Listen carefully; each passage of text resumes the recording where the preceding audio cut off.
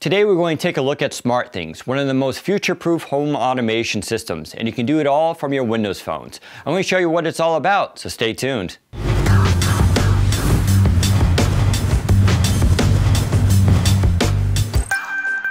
Like all home automation, Smartthings all starts with the hub. It's a simple little unit that goes for $99.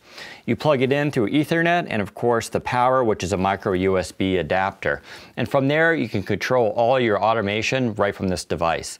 This then connects up to the internet and from the internet to your app on Windows Phone, iOS, or Android. Once you set up the Smartthings Hub, you'll want to fire up the Windows Phone app. I've been comparing it to the iOS version and I have to say they compare favorably. Overall, you got the app here and you have a nice little dashboard screen where you could set the picture. The picture I have now is for winter because we're in the winter time and I thought it looked nice. Then you have your things, Smartthings Labs, lights and switches, doors and locks, available beta app. The app itself is pretty good. It can be a little bit slow, like when you launch into things here, you'll see it connects up. And it depends on the network itself, but overall it does pretty well. To be honest though, the app can be a little confusing and it did take me a day or two to sort of learn its language and lingo. That's because there's a lot going on with Smartthings. You can think of it as sort of a hobbyist software and service for those who want home automation. Over here you can see various things including my motion monitor. I have a drop cam set up. These here are switches I can turn on and off to control various outlets. I have door sensors, one over here and one down here. That's for the front door and my porch. I also have a sensor here for my keychain. That's a presence sensor, so it detects when I'm here or not. I have a door lock too that locks the door automatically upon my arrival or when I leave.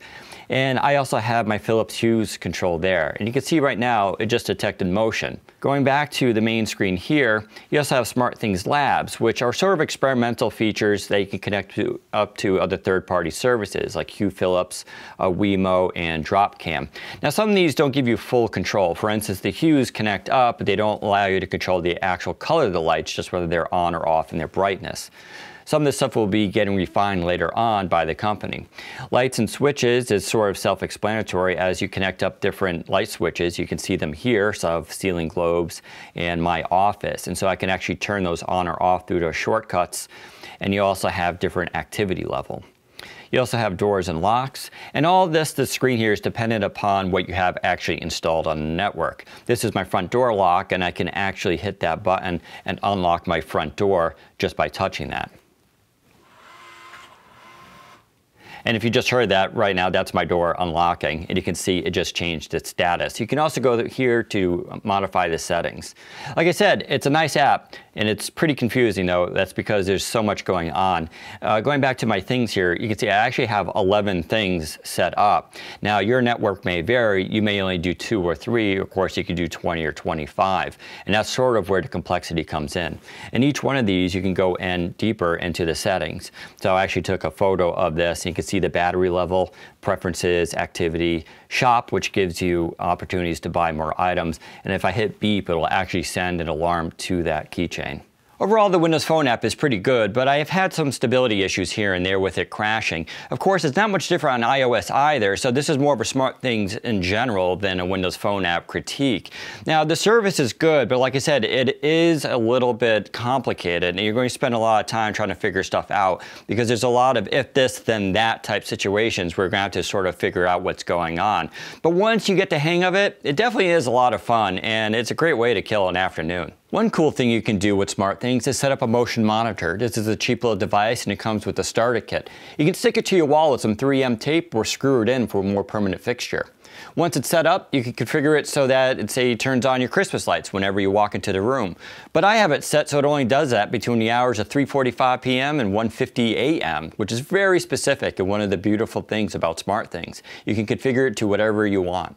Another really neat feature is the ability to use a SmartSense presence sensor. It's this little doohickey here that attaches to my keychain, or you can actually put it on anything. You can put it in a bag, you can even put it on one of your pets. And what it does is it detects when you're on the network and when you're away from the network. What can you do with that? Well, you can use it to unlock your front door. Now, you're going to need a compatible Z-Wave technology lock to do that.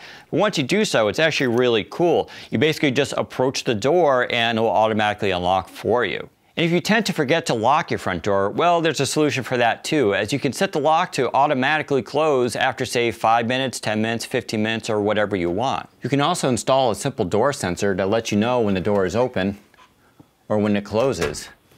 And when it does, it can even send you a simple text message to let you know. Another neat thing you can do is have your drop cam turn off whenever you're home so it's not recording. Likewise, you can also have it take photos when it detects motion and text it to you to let you know. Another common usage scenario is being able to turn on your lights, either by a set schedule, presence detected, or motion detected. Likewise, you can also turn off those lights on a set schedule, which is really good if you tend to forget things before you go to bed. Smartthings is a very powerful system, and I'm having a lot of fun with it. But I do have to warn you that $199 investment could quickly balloon up to $400, $500, or $600. Because the more you play with it, the more sensors you want, the more lights you need, the more outlets you desire. And it gets a little crazy, especially once you start setting up things. For instance, people have it set up so that when they take a shower in the morning, their coffee maker automatically turns on. Someone also took that same water sensor, put it into their Christmas tree so that when the water runs low, it gets a text message sent to them to tell them that. It's a lot of fun, but it turns into a hobby after a while, so make sure you have your spouse's permission first. So there's a quick look at Smartthings Home Automation in the Windows Phone app. You can head to Windows Central for more information and read our full review. Take care, everybody.